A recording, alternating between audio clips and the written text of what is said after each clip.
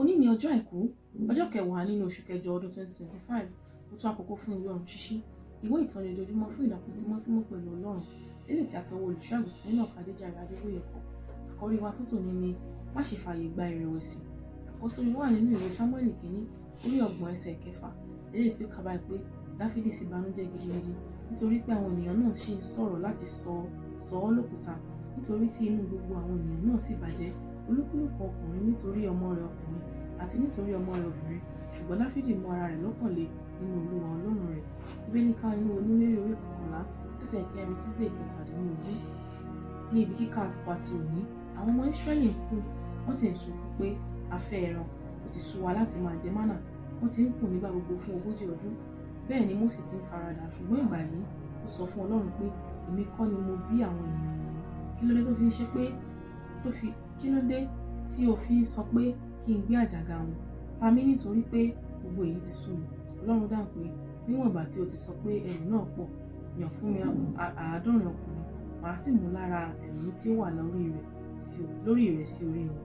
Nígbà tí o bá rántí pé ìfàmìróyàn tó wà lórí Mósè ni a ti pín sórí ọ̀nà 70, wàá tó mọ̀ pé Mósè tuntun kò ní ìfàmìróyàn tó Mósè àtẹ̀yìnwá. Nítorí ìdí èyí, láìpẹ́ sí àkókò yìí, nínú Númérì orí 20 ẹsẹ̀ 7 sí 12, ọkùnrin tí Ọlọ́run fúnra rẹ̀ pè ní ẹni tí ó níwà tútù jùlọ lórílẹ̀ ayé búyọ pẹ̀lú ìbínú. Ìfàmìróyàn tí ó ti jẹ́ kó ní ìfaradà fún 40 ọdún ti jò nítorí àwọn ọ̀rọ̀ rẹ̀ ní àkókò ìrẹ̀wẹ̀sì. Ìrẹ̀wẹ̀sì lè jẹ́ kí ènìyàn sọ àwọn ọ̀rọ̀ tí yóò mú àdínkù bá ìgbésí ayé wọn, tí yóò ní ipa tó burú lórí àyànmọ́ wọn. Èlíjà náà jẹ́ kí àwọn ọ̀rọ̀ rẹ̀ ní àkókò ìrẹ̀wẹ̀sì mú iṣẹ́ ìránṣẹ́ rẹ̀ wá sópin lójijì. Lẹ́yìn tí ó ti pe iná sọ̀kalẹ̀ ní òkè Kámẹ́lì, Jésébẹ́lì halẹ̀ mọ́ ọ, ó sì sá. Ìrẹ̀wẹ̀sì bá a débi pé ó sá kúrò, ó sì béèrè pé kí Ọlọ́run pa òun. A dúpẹ́ lọ́wọ́ Ọlọ́run tí kò dáhùn ìbéèrè rẹ̀. Dípò rẹ̀, ó rán áńgẹ́lì kan láti lọ fún un lóúnjẹ. Àmọ́ ṣá lẹ́yìn náà, ó fún un ní iṣẹ́ àṣegbẹ̀yìn rẹ̀ láti fi àmì òróró yan Jéhù, Ásáélì àti Èlíṣà, ẹni tó dípò rẹ̀. Iṣẹ́ ìránṣẹ́ rẹ̀ parí nígbà tí ó fààyè gba ìrẹ̀wẹ̀sì láti mú wọn sọ àwọn ohun tí kò tọ́. Ìrẹ̀wẹ̀sì bá Jòhánù onítẹ̀bọmi bákan náà, tó fi bẹ̀rẹ̀ sí ní ṣe iyèméjì nípa ohun tó ti kéde ṣáájú. Ó ti sọ nípa Jésù pé wò ó, ọ̀dọ́-àgùntàn Ọlọ́run, ẹni tí tó kó gbogbo ẹ̀ṣẹ̀ ayé lọ.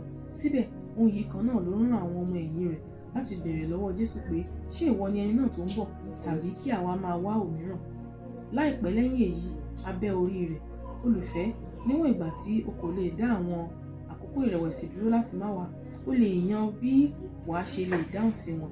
Bí Dáfídì ò lè mú ara rẹ̀ lọ́kàn le nínú Olúwa bí ó ṣe hàn níbi ẹsẹ̀ àkọ́sórí wa ti òní, Ọlọ́run lè pa ọ́ mọ́ kúrò nínú ìṣubú. Ó tún lè fún ọ ní àyípadà tó lágbára, ṣùgbọ́n o gbọ́dọ̀ fi ìgbàgbọ́ rẹ sínú rẹ̀. Ó lágbára láti mú ọ la ìrẹ̀wẹ̀sì yòówù tí ó bá ṣẹlẹ̀ sí ọ. Kókó ọ̀rọ̀: má ṣe jẹ́ kí ìrẹ̀wẹ̀sì mú ọ sọ àwọn ọ̀rọ̀ tí kò tọ́.